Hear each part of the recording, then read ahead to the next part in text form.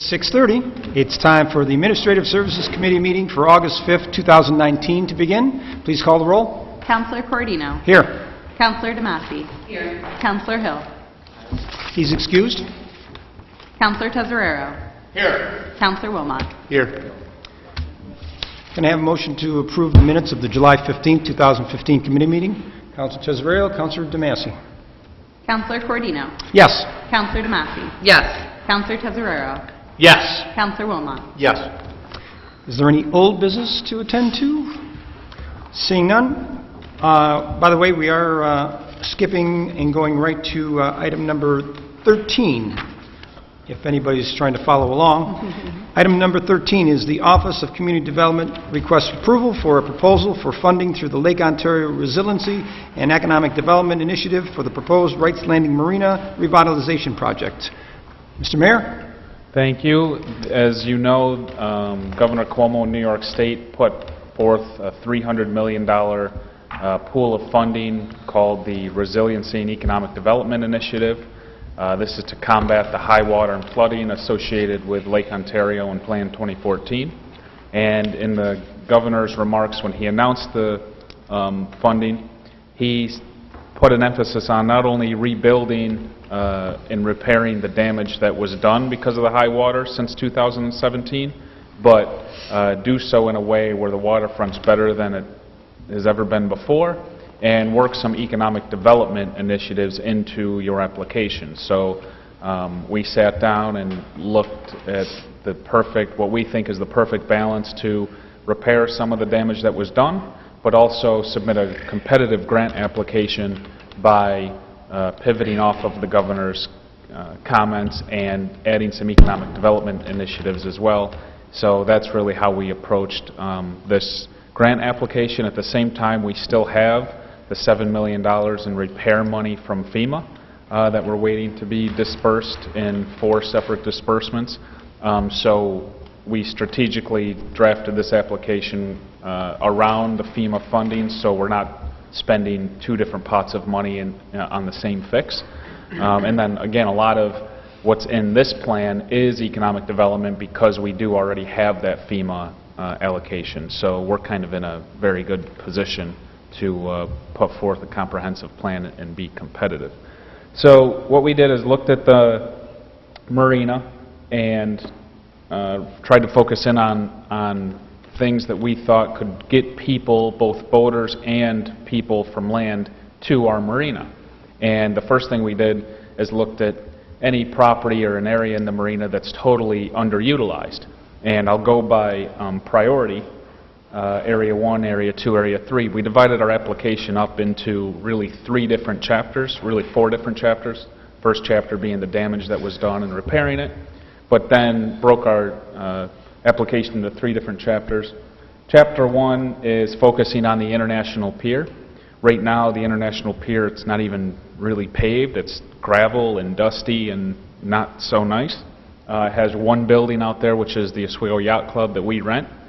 And that's kind of it for the pier. It's not an attractive piece of property. I don't think it's a desirable piece of property the way it is right now. And any other community you go to, if they have a pier like we have, it's usually a boardwalk or a well-maintained area in the city, probably the most coveted or valuable piece of real estate. So like similar to Harbor Trail, and here for some reason it just has never become the spot fulfilling the potential that we think it can be. So we're proposing to leave the yacht club and the yacht club building as is and really build around the yacht club into more of a boardwalk. The rendering is the middle one where we would have the arch. We would have what is a walkway, but obviously a vehicle if a distributor has to get to the yacht club or somebody's got to get there in a hurry in an emergency vehicle. They will have vehicle access to it, but we'll have those small poles that can come up and make it pedestrian only.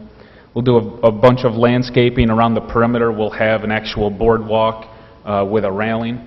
And then once you get past the yacht club, we want to turn kind of the end of the pier into a pretty much just an open space so that has quite a bit of diversity in the use, whether you wanted to put a pavilion there in the future or have a concert there or set up a small carnival ride or a bounce house or a fire pit in the future. We kind of left that open, or just raise up the end so it's a nice lookout point. So there's a lot of potential there. And we think that that's just an area where people on land, if you're walking through the marina or walking on Harbor Trail, you can stop, go out, enjoy the pier, check out the water, check out the sunset, and come back in. At the same time, we're proposing to move the docks that are right now a mix between exclusive yacht club docks and Wright's Landing Marina docks from the east side of the pier to the west side. The reason for that is because with the high water, the break wall is becoming less and less effective. And if you remember a couple winters ago, or summers ago, during a bad storm, we actually had our wave attenuator, which is up here on the top that protects the docks, broke off and floated away. So if we actually move the docks, not only is it better protected from the break wall, but we do not have to spend approximately $1 million on getting a new wave attenuator. So we can save money there. Also, reason number 2, which in my view is the more important reason, is if we move the docks to the west side so sailboats can come in and dock on that side, it gives boaters that are either stopping in the harbor quick or making, going from Sandy Pond to Fairhaven, let's say, it gives them easier access to come in, and we want to have a dock here along the boardwalk that allows for parallel parking. So they can kind of come in, just dock up quick, get off on the boardwalk, head into the marina, or do whatever they got to do, and then get out and easily get back out to the lake. Also, that side of the pier is deeper, so we can actually attract large boats. Right now, the biggest boat that can come into Wright's Landing Marina is about a 40-foot boat. And we think that allowing for this, or allowing for larger docks to be on the west side, we can attract docks that are, the parallel docks on the east side, we can allow for larger boats to come in, whether if they're over 40 feet, and be able to parallel park regardless of their size, and the depth is suitable for that as well. So that's kind of the rationale behind the proposal with the pier, and that we articulated in our grant application that that is our first priority. All told, we're asking for this, all projects is about $17 million. I'm not so sure if we'll get all $17 million, which would fund everything. If we get only partial funding, we've outlined the priorities to be the pier, the enhancements to the marina, and then dock replacement. So area number 2, there's a couple improvements to the actual marina itself outside of the pier. As you know, we already have money to do a fire pit here, which currently there was an anchor, like a statue anchor there that we've already moved. We were just about to start on building the fire pit there when the water came up and flooded that area. That's why we did the one on the hill first. So this area is still an area we want to build that fire pit, but in order to do that and to prevent the marina from flooding again, we need to do a couple things. We propose in this area here, in this area here where the pavilion is, we need to raise it 3 feet. Right, the water came up about 2.5 feet locally in our marina, and that's why you saw the parking lot being flooded, the street through the marina being flooded. So if we raise it 3 feet, it'll prevent those areas from being flooded. Also, we need to totally close the kayak and pedal boat launch that's in this area as well. If you looked at the flooding, a lot of the water came in through that boat launch. So if we close that off and raise it up 3 feet, we'll virtually eliminate all the flooding in that area. Once we lift it, we're proposing to essentially continue Harbor Trail. Right now, Harbor Trail comes around and dumps you out here. We'd like to kind of continue that with a shortcut boardwalk that actually goes in the water so people can kind of get that, interact with the waterfront and walk on water across there and avoid the road and the traffic through here. We'd also, I think it would be a good idea, of course, people would be allowed to fish, but duck feeding stations or something there I think would be a nice touch. And then over here, we're proposing, we already have money to enhance the pavilion, to improve the pavilion, but remember last week with the CFA application, we moved that money to put towards our CFA application in the big pavilion at Brightbeck Park. So assuming we win that CFA, we won't have the pavilion money, so we're proposing to just get the pavilion money in the ready pool of funding as well, and again, lifting that area up about 3 feet. One last thing in that area is proposing which is in that third rendering, essentially like a vanilla box structure to build into the hill along the road in the marina. And what we'd like to do there is something similar to like a Spencer's Alley, whether it's an outdoor casual bar or a bar restaurant with light food, just an economic development tool to actually get people down, attract boaters to stop in. They can pull in on the parallel parking in that pier or pull right into the marina and have easy, immediate food and drink access there. And the way it's built into the hill with kind of like an observation deck on top that we thought would be a nice touch, with a staircase that actually goes up to Lake Street. So it's not like it'll be a hassle for people who live in Oswego or are on land to go down into the marina to visit. They can actually access it right from Lake Street and walk down if we get all the funding. We have a letter in our grant application. We already have a letter of intent, which is really a non-binding agreement, but what it says is if we win the money and if that building is funded, we have people interested in leasing it, expressing interest already. And then the third area is simply repairing or replacing the docks that have been damaged. A lot of our docks have had extensive damage from the high water, and because the break wall is not as effective as it was, they're getting bashed around by waves and wind more than they ever have. The water raising and lowering moves the docks up and down, which isn't good and causes wear and tear.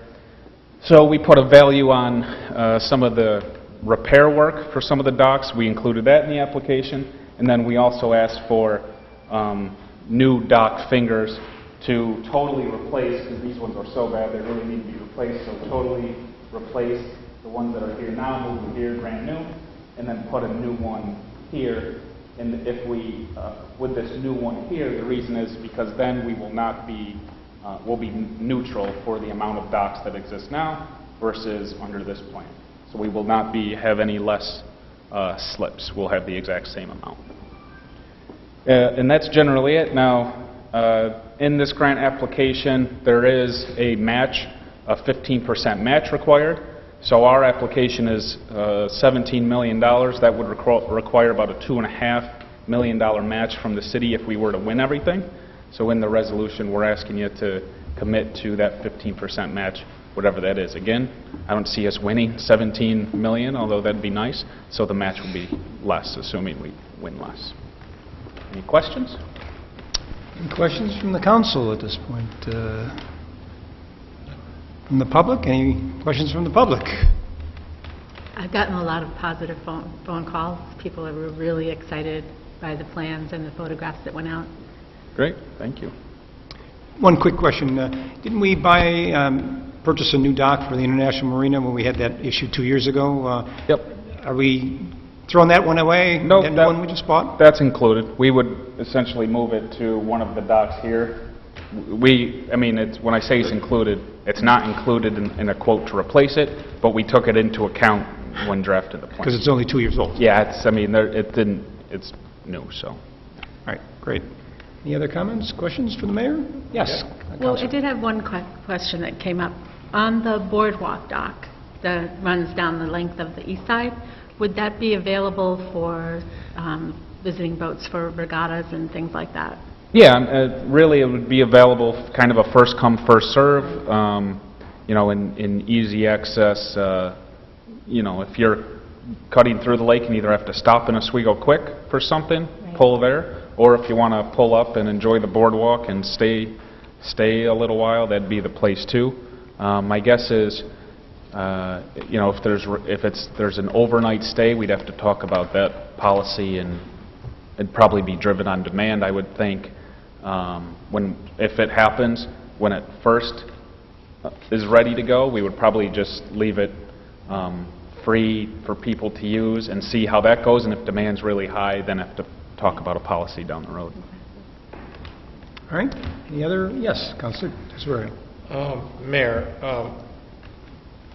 for clarity reasons, so the lease we have with the yacht club is just for the building, no part of the pier. Correct. So it's just the building itself.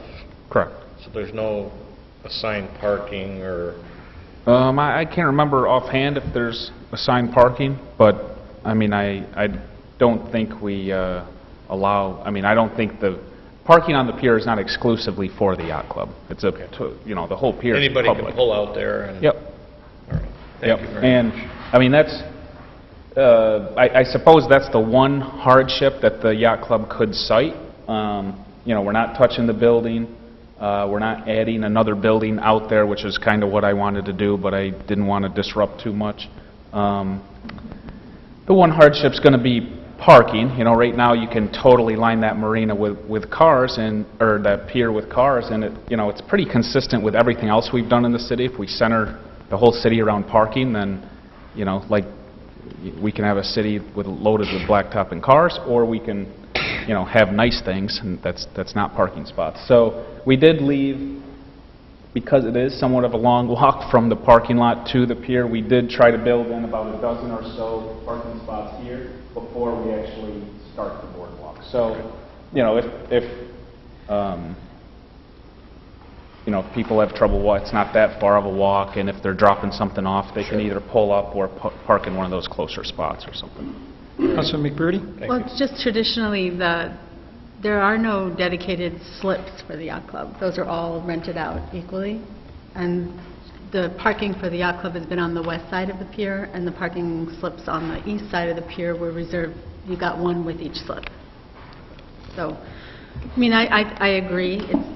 Using the pier for parking makes no sense whatsoever. So, you know, I think they're slowly coming around. Thank you, Susan. All right, oh, I see a question in the audience.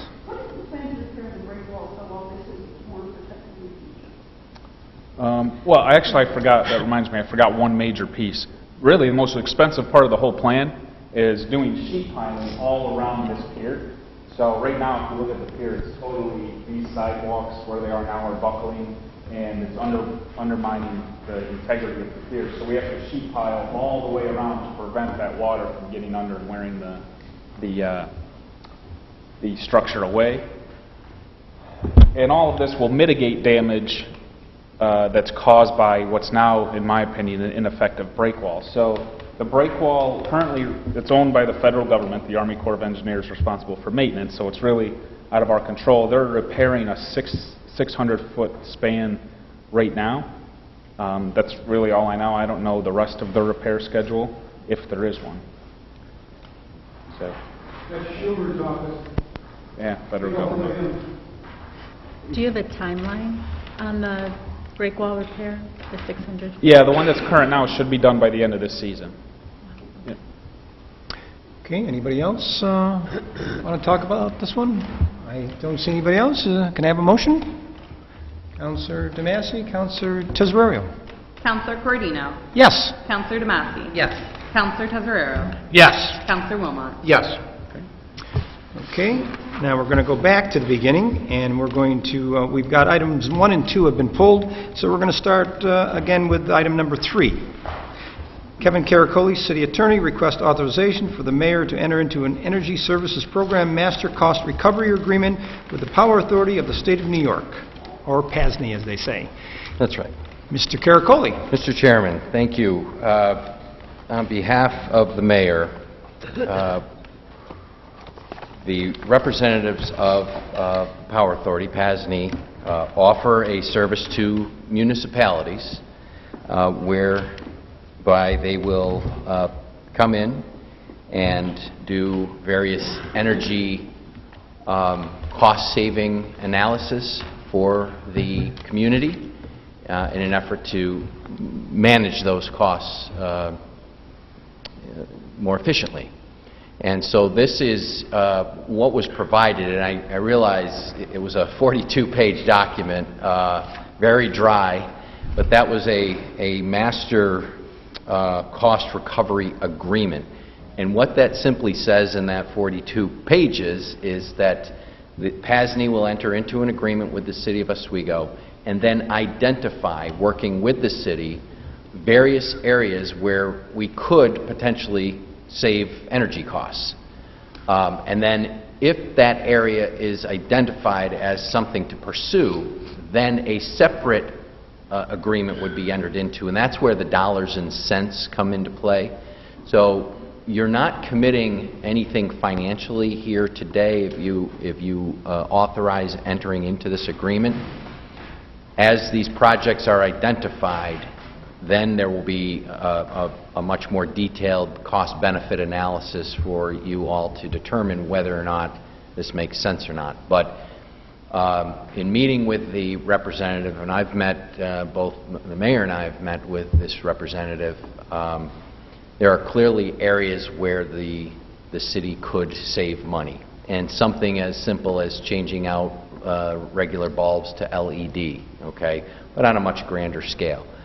That's just one very simple example. There are others. I mean, this is not only our lighting, but all of our facilities and how we might be able to address cost savings from an energy perspective through PASNY.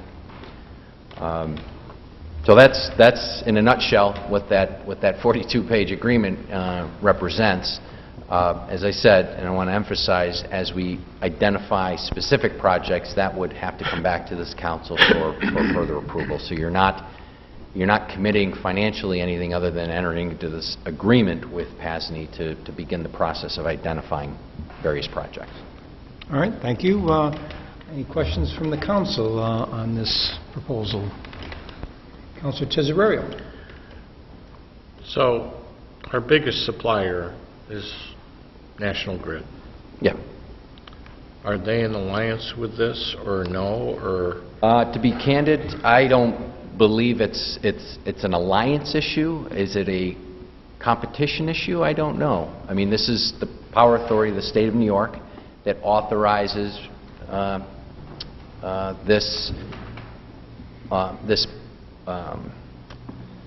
I guess really a buffet of services for their municipal customers. Clearly, Grid is a provider.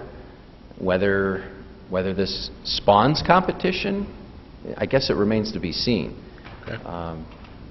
So that's, you know, All right. it's a great question, but they're not aligned. There's no partnership there. Sure. But in the same sense, you know, I'm always, we're all consumers here, and you know, it never hurts to look and see what people have to offer.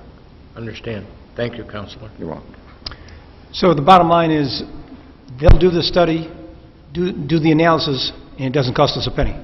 It doesn't at the moment. As they identify projects, then it'll come back to this council for determination whether we want to pursue this or not. Right. But as far as the analysis and the study, free of charge. That's it at this point in time. Yep. Right. Okay. At this point in time. Because I know several years ago there was some entities that approached the mayor, and he showed it to me, that there were some other entities that wanted to do something similar to this, but there was a cost involved on the study, and any savings that were derived, they were going to get a percentage of. What this does is to authorize PASNY to go out and identify projects, and then identify a scope of possible work, and then further identify organizations, companies that might be willing to do that work. But ultimately, it all flows back to this council. You have the final say whether to go for it or not, and you'll know the costs and any of the other scope of work, the details at that point in time. So this is a master agreement. As I said, there are smaller, as we identify the projects, there are smaller agreements that will get into the actual dollars and cents and scope of work that you would weigh in on. All right, very good. I think there's a question in the back corner there. I think Mike Riley went through this. I'm not too sure which administration, but he went through all the power stuff here in the building and in the city. I'm not too, Debbie might remember that. I'm not too sure. But I'm having a tough time here with National Grid and this PASNY, who is defunct out there completely, and I don't know where they're coming from with their power. Who are they powering up from? Hydros? Are they getting their power from another nuke down the road here or down there? Where are they getting it from? They sold off their nuclear assets. I know they did. Primarily it's hydro. And, Yeah, but that's Brookfield. well, I'm having a tough time with PASNY. Okay? They couldn't run that one out there. I don't see them running anything else. Thank you, Kevin. you're welcome. All right, that's so noted. Are there any other concerns, questions from anybody else? Seeing none, can I have a motion, please? Counselor Wilmot, Counselor Tesorerio. Counselor Cordino? Yes. Counselor DeMassey? Yes. Counselor Tezzarero? Yes. Counselor Wilmot? Yes. Item number 4, the City Engineering Department requests that the mayor be authorized to sign a proposal with Jacobs for a construction services contract in the amount of $699,181 for the East Side Wastewater Treatment Plant Asset Management Plan Improvement Project. And I see Mr. Johnson is here. Are you going to talk to us about this? Jacobs did that project for the asset management plan.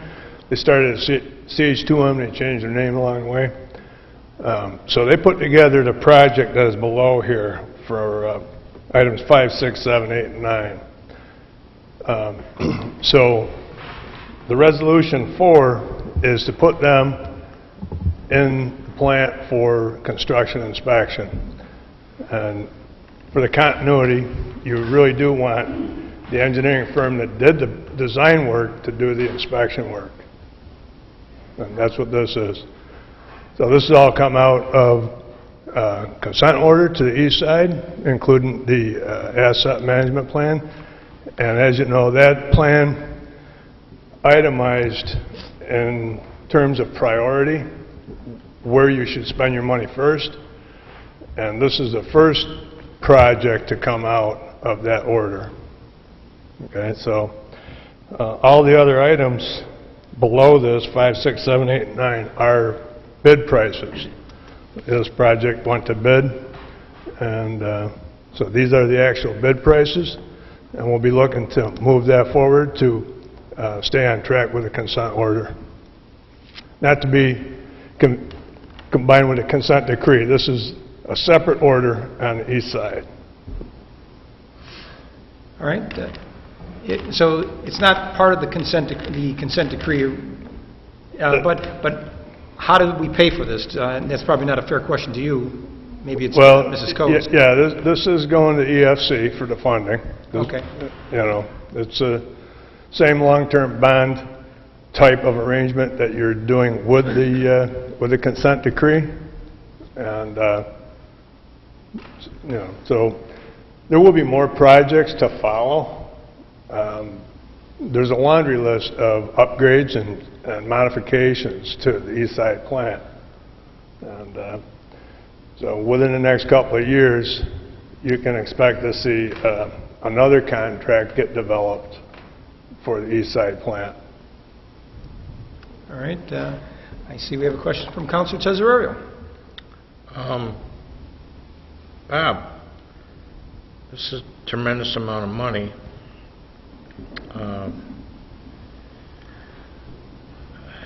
Time frame, do we have a time frame if this project were to start, you know, first of the year, let's say?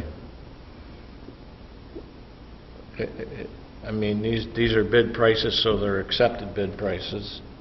So what do we have for time frames here? And what can we expect, like you say, if there's more coming? What's the time frame of that time coming? Sooner? Later?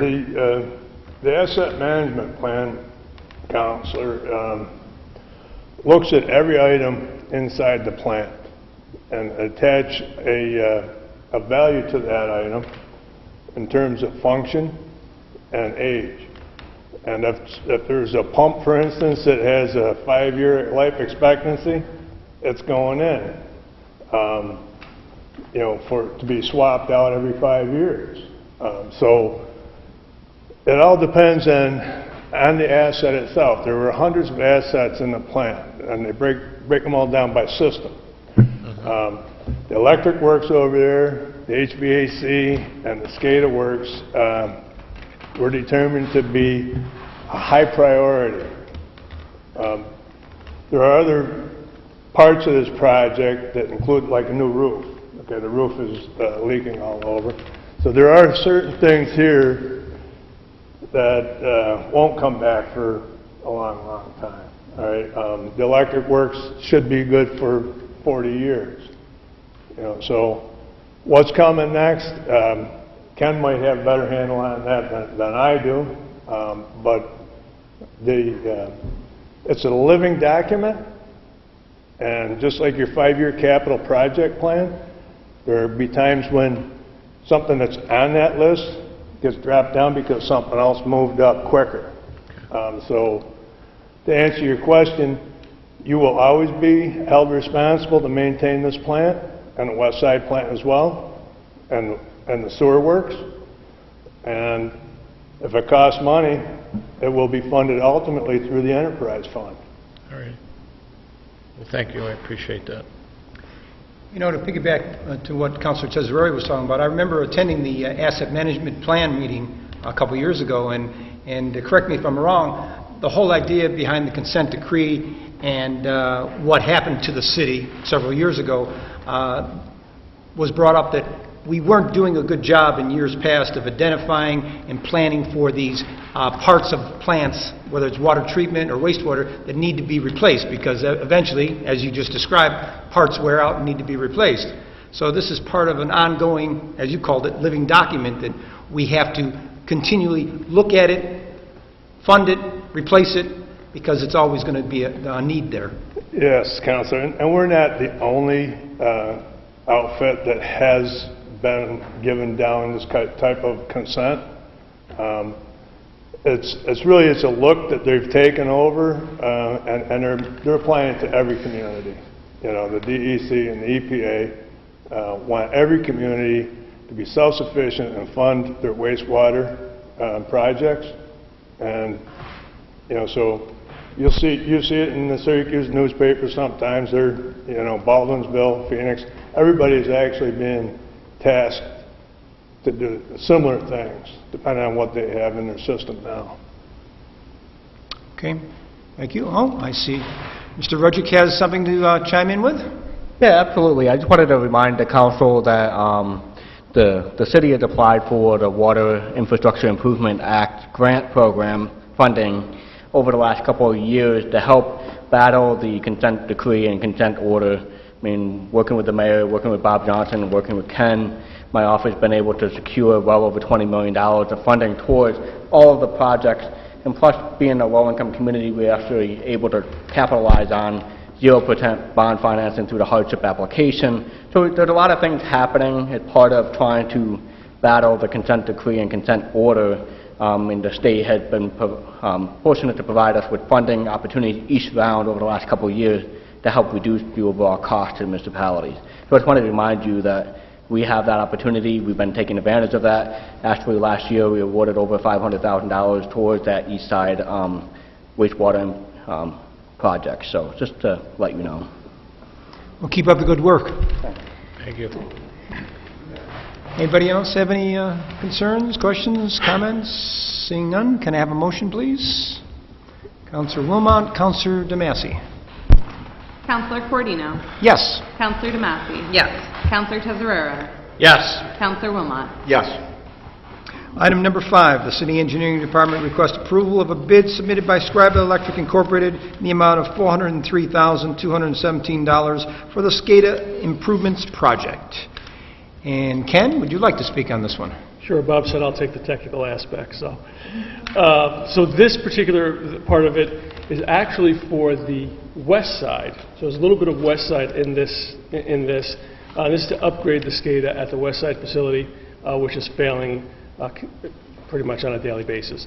So this is to get that up to where it needs to be. It was kind of snuck into the east side consent order, and the DEC agreed with us that needs to be dealt with. Deal with it right now. Well, the DEC said deal with it, so we're dealing with it. And I was being nice. in I believe I remember what SCADA stood for, but why don't you just give us a... You know, I always have a moment of hesitation while I remember what it stands for, and that's, it'll come to me in a second. That is System Command and Data Acquisition. The brains of the... Brains of the operation. Operation, got it. Councilor Tezzarari. Ken, I'm familiar with this particular SCADA operation because I worked at 9 Mile. They ended up changing theirs because they were unsatisfied with the performance. Are we... So we have a little history is that we're running on an old SCADA platform. Okay. And part of this is to bring us up to the newest SCADA platform. So we're about 4 iterations behind. All right. And that's why we're having such problems, and you can't get it maintained because nobody's supporting that. So we've got to bring it up to date. Well, that might explain why they changed what they had. Exactly. So, all right. Thank you very much. Anybody else have any questions on the council, in the public? Oh, Councilor McBurney. Going back to what Rob and Ron were talking about, so we had a bunch of projects that were basically catching up from things that hadn't been done over the years. So replacing electrical that's completely outdated. Right. Are we starting to catch up on those kinds of projects? Obviously, the asset replacement is Correct. continually ongoing. Yes, so over the last 3 years, forget about this. Right. We've spent about $2 million over the last 3 years really upgrading pumps, panels, VFDs. We put VFDs in on the east side, which actually paid for themselves in less than 2 years. So we have done more work in the past 3 years. Right now, we're replacing all of the troughs in our primary and secondary clarifiers on the east side. We're redoing we've totally redone, put in a brand new, on the east side, a brand new centrifuge. So we have got everyday constant improvements. And really, I issue a report to the mayor every month that goes through all of those. So you might want to ask the mayor to share those reports with you, because he's got a report that goes through all of this construction that we're doing on a constant basis. So yeah, the city has invested about, over $2 million really in the last 3 years on these facilities. Probably over $3 million now that I think about it, because I didn't put the centrifuge in there, and that was a $1.3 million project. So, yeah, I forget, we are doing tremendous things. I invite you to come down again since the last time you came down, because you'll see a lot more has happened since you were there last. So we're really cranking away. Thank you. Okay. Councilor Tezzarari. I think that's why the mayor calls you the $1 million man. But I'm doing all within budget. I'm finding places to pull from to make things happen. I'm kidding. Good. Now, Councilor McBurney, I remember in that asset management plan that you kind of identified going out, like the items that you needed to replace, 5 to 9 years out, and 10 to 15 asset management plan that they've identified, and they know that these things are going to be needing replacing. So realistically, I mean, we should all understand that there'll never be a time when we're not putting money into these facilities. Always. And just so you know also is that we've also done a computerized maintenance management system, which is now in effect. And what happens in that is we are tracking all of our preventive maintenance, we're tracking our corrective maintenance, we're tracking the manpower and the costs, so that we can watch every single piece of equipment in the facilities and see when they're starting to cost us too much money and when it's time to make a replacement versus repair decision. So, and we're moving into predictive maintenance. So where we are today compared to where we were 3.5, 4 years ago, it's a whole different world. We don't use pieces of paper anymore. Thank you. All right, anybody else? Seeing none, can I have a motion, please? Councilor Tezzarari, Wilmot. Councilor Cordino. Yes. Councilor DeMasi. Yes. Councilor Hill. Councilor Tezzararo. Yes. Councilor Wilmot. Yes. Item number 6, the City Engineering Department requests approval of a bid submitted by J&A Mechanical Contractors Incorporated in the amount of $60,000 for the East Side Wastewater Treatment Plant Asset Management Plan Improvements Project. Plumbing. Ken? Just the plumbing component of this large capital improvement. And I see they were the only bidder.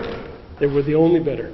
We had very few bidders on this project. And that went through Onondaga County, I saw. It did. I was surprised that there wasn't more bidders, given, Onondaga County would have more suppliers to send this to. I was too. I'm glad we agree. I'm easy to do. Well, however, I was just informed that you have to be licensed to do work in the city of Oswego. So maybe that cut down on the number of bidders. Oh. That makes sense. Sure. Thank you, Councilor Tesorerio. Former plumbing inspector. You're welcome, Councilor Cordino. Any other comments, questions, or clarifications? Seeing none, can I have a motion, please? Councilor DeMasi, Councilor Tesorerio. Councilor Cordino? Yes. Councilor DeMasi? Yes. Councilor Tesoreiro? Yes. Councilor Wilmot? Yes. Item number 7, the City Engineering Department requests approval of a bid submitted by J&A Mechanical Contractors in the amount of $872,000 for the East Side Wastewater Treatment Plant Asset Management Plan Improvements Project, HVAC. Ken? So our HVAC system is pretty much non-existent. We have a lot of areas in the plant that don't get heat. We actually went out last year and bought gas heaters to move around to keep the facility from freezing in certain areas of the facility. So that's how we operated the past 2 years.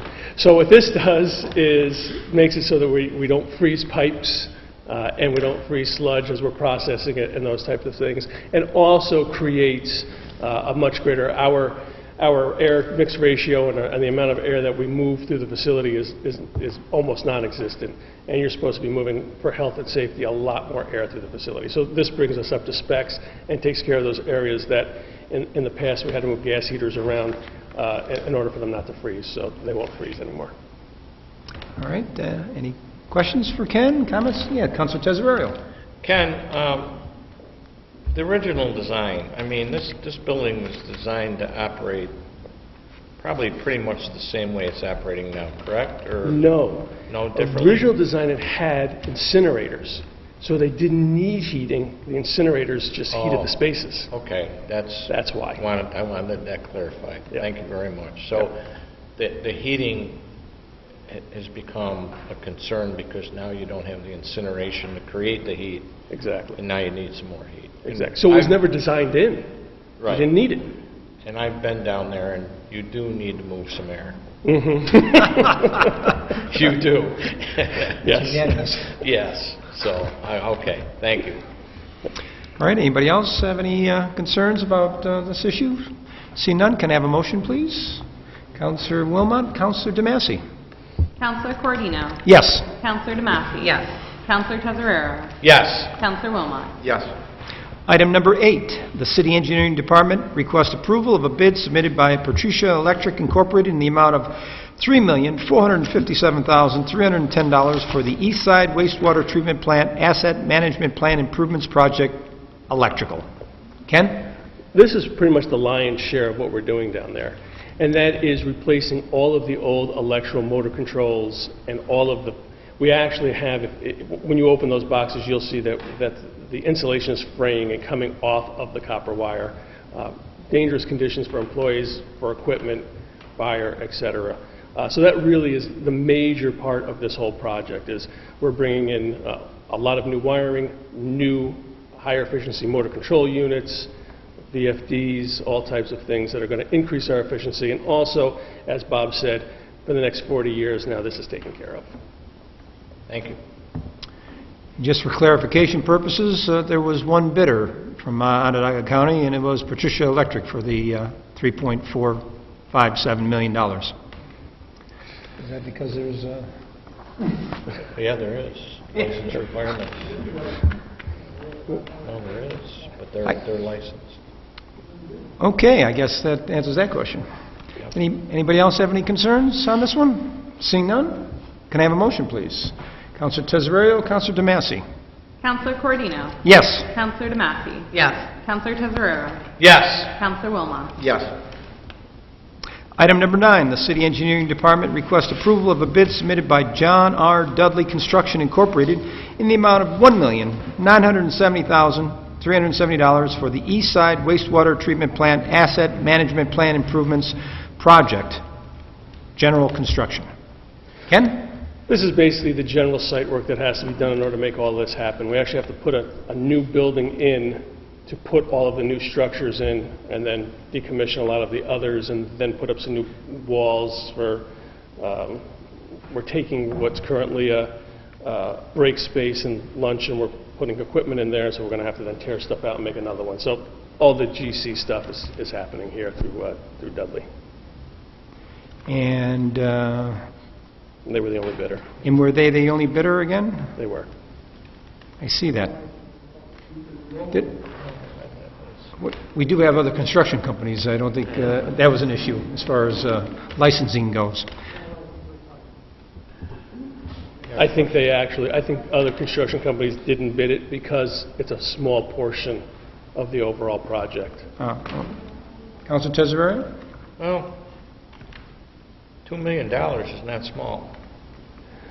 To a lot of us. But to some of these big construction companies, they're like, eh. That's a lot of money, and I'm not knocking who the bid went to, but, and I know that particular company's done a lot of work in that plant over the years, both plants, actually. No knock in any way, but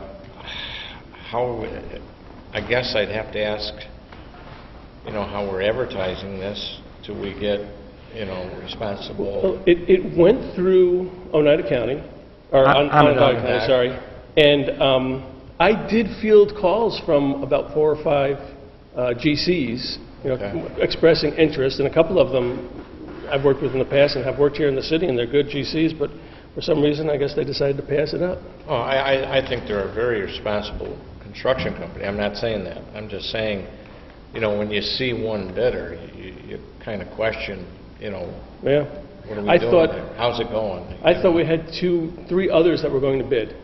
I talked to 3 others and said, and all indications were they were going to bid, and then I guess they just decided they were too busy. Well, the bottom line is we followed procedure, we put it out to bid, and only got one. Yep. All right, anybody else have any comments? I see a person in the front row. Okay, good dollar. That was the very first one, Jacobs. All right, anybody else? Oh, another one in the corner. How old is that building? 1971. So in other words, just about everything inside 1971. is 1971. Correct. I guess you got to repair things once in a while, don't you? Yep. Keep up, or guess what? The fines start coming. That's right. Okay. Thank you. All right, that's noted too. Anybody else? Seeing nobody, how about a motion? Councilor Tomasi, Councilor Tesorerio. Councilor Cordino? Yes. Councilor Tomasi? Yes. Councilor Tesoreiro? Yes. Councilor Wilmot? Yes. Item number 10, Deborah Code, City Chamberlain, requests authorization to advance funds. Mrs. Code? Thank you, Counselor.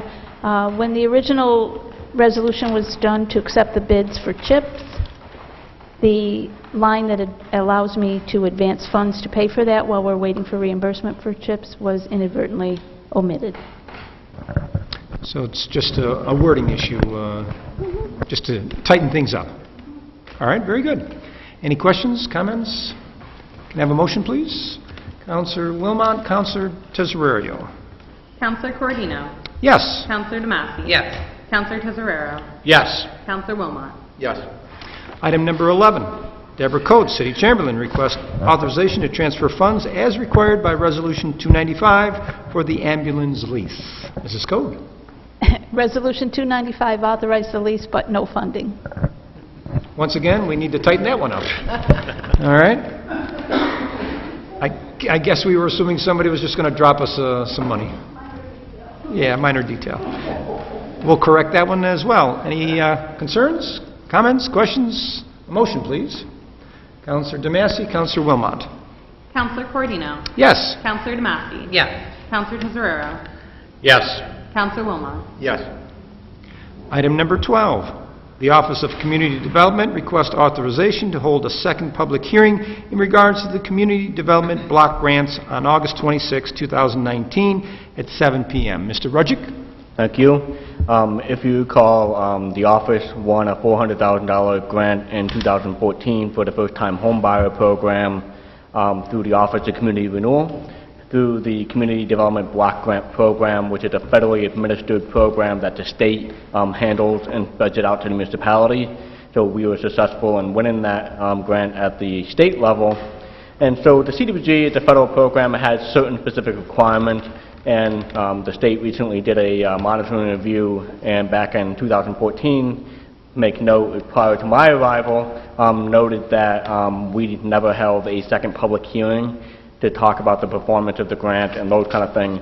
So in order to successfully close out the project, which has been closed out, we need to hold a second public hearing. And so the basis of that is going to just let you know we were awarded $400,000 and the different activities that we funded and how we funded it and who benefited from that, and just to let you know. So it's just a formality process to satisfy the state's requirement. Very good. Anybody have any comments, questions for Mr. Rudzik? Seeing none, can I have a motion, please? Councilor Tesorio, Councilor DeMasi. Counselor Cordino. Yes. Counselor DeMassey. Yes. Counselor Tesorero. Yes. Counselor Wilmot. Yes. We've already done item number 13. Item number 14, Mayor William J. Barlow, Jr. requests an executive session regarding sale of real property, 8 West 2nd Street, easement area, 154 East 2nd Street, Seneca Street, and 147.5 West Bridge Street. I suggest that we entertain a motion to go into recess and take care of the other two committee meetings first. So can I have a motion for that? Councilor DeMassey, Councilor Wilmot, to go into recess. Counselor Cordino. Yes. Counselor DeMassey. Yes. Counselor Tesorero. Yes. Counselor Wilmot. Yes. Okay. At this time, I'd like to open the Physical Services Committee meeting. The chair, Kevin Hill, is not available today and is excused, and he's asked me to sit in to chair this committee. So please call the roll. Counselor Hill. Excuse. Counselor Wilmot. Here. Counselor DeMassey. Here. Counselor Grota. Here. Can I have a motion to approve the minutes of the July 15, 2019 committee meeting? Councilor DeMassey, Councilor Wilmot. Counselor Wilmot.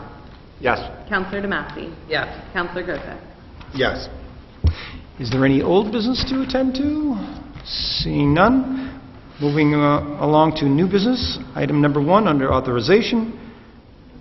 The Office of Community Development has received a grant from Jerry Millar, representative of Porch Fest, asking for additional road closures for the 2019 Porch Fest to be held in September 22nd, 2019. I did speak with Mr. Rudzik before this, and this is just a standard request to have people be safer by closing some additional roads. So I think we did that last year, and I think it's probably a good idea. Any questions or concerns for this committee? Seeing none, can I have a motion, please? Councilor Gosick, Councilor DeMassey. Counselor Wilmot. Yes. Counselor DeMassey. Yes. Counselor Grota. Yes. Item number 2, the Office of Community Development has received a request from Beryl Briglin asking for road closures for a block party to be held on August 24th, 2019 from 4 p.m. to 11 p.m. I also spoke with Mr. Rudzik on this one, and they are paying the $150 block party, or the road closure fee, and I believe it's an ORA event. So again, we've done a ton of these in the past. Any questions or concerns from the members of this committee? Seeing none, can I have a motion, please? Councilor Wilmot, Councilor DeMassey. Counselor Wilmot. Yes. Counselor DeMassey. Yes. Counselor Grota. Yes. Item number 3, the City Engineering Department has received a request from John Josh, property owner of 156 West 2nd Street, for approval of a projecting sign in public space. Spoke with Chairman Hill, and I also spoke with the Codes Department and the Engineering Department today, and they had no issues or concerns on this request. Is there somebody else in this committee that has any concerns, or any other counselor? No issues. Seeing none, can I have a motion? Councilor Wilmot, Councilor DeMassey. Counselor Wilmot. Yes. Counselor DeMassey. Yes. Counselor Goodzeck? Yes. I believe that's the last item for this committee. Is there any other items you want to discuss? Seeing none, can I have a motion to close this one? Counselor Wilmot, Counselor DeMassey. Counselor Wilmot? Yes. Counselor DeMassey? Yes. Counselor Goodzeck? Yes. At this time, I'd like to call the Planning and Development Committee meeting, August 5th, 2019, to order.